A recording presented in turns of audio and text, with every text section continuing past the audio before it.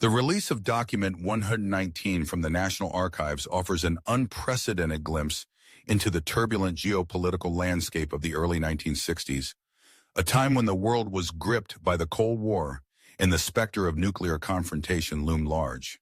These declassified files unveil a complex tapestry of intrigue, revealing the intricate maneuvers of Cuba under Fidel Castro as it sought to extend its revolutionary influence throughout Latin America.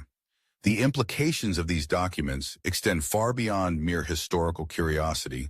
They provide a crucial context for understanding the assassination of President John F. Kennedy and the myriad forces at play during that tumultuous period. At the heart of these revelations lies Cuba, which emerges as a significant actor in the global struggle between communism and capitalism.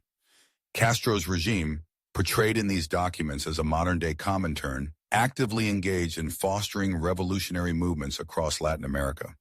The meticulous accounts of Cuba's subversive strategies highlight its commitment to not only inspire, but also equip various insurgent groups with the tools necessary to challenge established governments.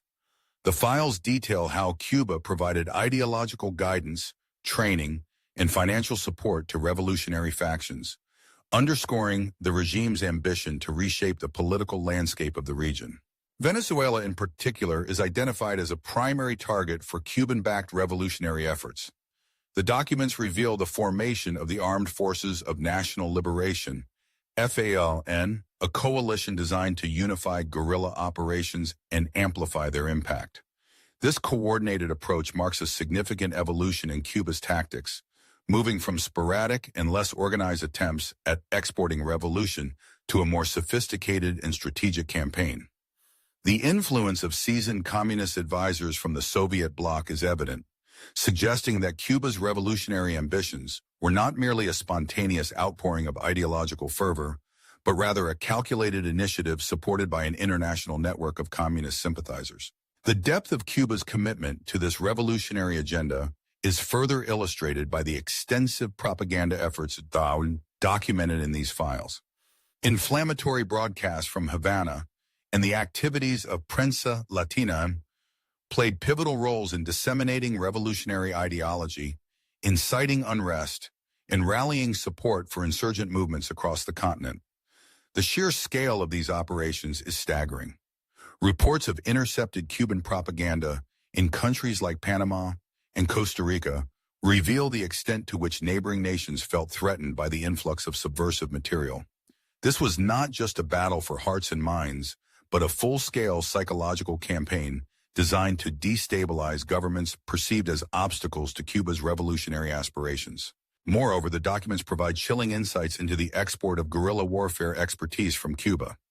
Manuals and instructional materials, authored by influential figures such as Che Guevara and Mao Zedong, were disseminated throughout Latin America, offering comprehensive guidance on guerrilla tactics, sabotage techniques, and the production of explosives.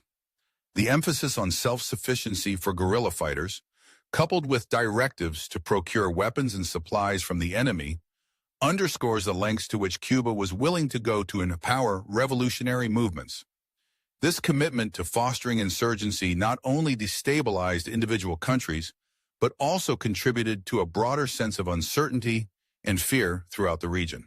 As the files delve into the covert operations undertaken during this era, they raise unsettling questions about the potential involvement of intelligence agencies in the events surrounding JFK's assassination. While the documents may not provide concrete evidence of a grand conspiracy, they illuminate a complex web of connections and clandestine activities that cast doubt on the official narrative. The possibility of powerful forces operating behind the scenes to shape the course of history is a theme that resonates throughout these revelations, hinting at hidden agendas that may have influenced not only domestic policy, but also international relations. The documents also illuminate the U.S. government's efforts to control the flow of information and movement to and from Cuba. The Central Intelligence Agency, CIA, took a proactive role in gathering intelligence on Cuban flights and working with other nations to restrict access to Cuban air routes.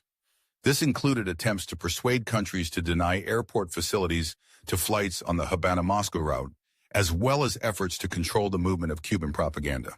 The files detail how the U.S. government sought to thwart the spread of revolutionary materials, and the lengths to which it went to monitor and restrict travel to Cuba reflect a deep-seated fear of the influence that Castro's regime could wield across the hemisphere. The surveillance of the Caribbean region by U.S. forces, aimed at intercepting suspicious craft and monitoring the movements of Soviet merchant vessels, reveals a heightened state of alert in response to perceived threats from Cuba. The documents indicate that the Department of Defense was actively engaged in tracking potential arms trafficking and the clandestine movement of guerrillas, demonstrating the U.S. commitment to countering Cuba's subversive activities. The collaboration between U.S. intelligence and local governments in Latin America underscores the extent to which the Cold War was not just a global struggle, but also a localized conflict with real implications for the people living in those regions. Ultimately, the newly declassified documents serve as a powerful reminder of the enduring mysteries surrounding the JFK assassination and the broader geopolitical context of the time. They reveal a world steeped in secrets and shadows, where political objectives often overshadowed the pursuit of truth and justice. The intricate dance of power, ideology, and subversion depicted in these files illustrates the complex interplay of forces that shape not only the fate of nations, but also the lives of individuals caught in the crossfire of history. As we reflect on the implications of these revelations, we are left with a deeper understanding of the turbulent era in which JFK operated, an era marked by profound uncertainty, ideological conflict, and the ever-present threat of violence. The questions raised by these documents linger, fueling ongoing speculation and debate about one of history's most enigmatic events.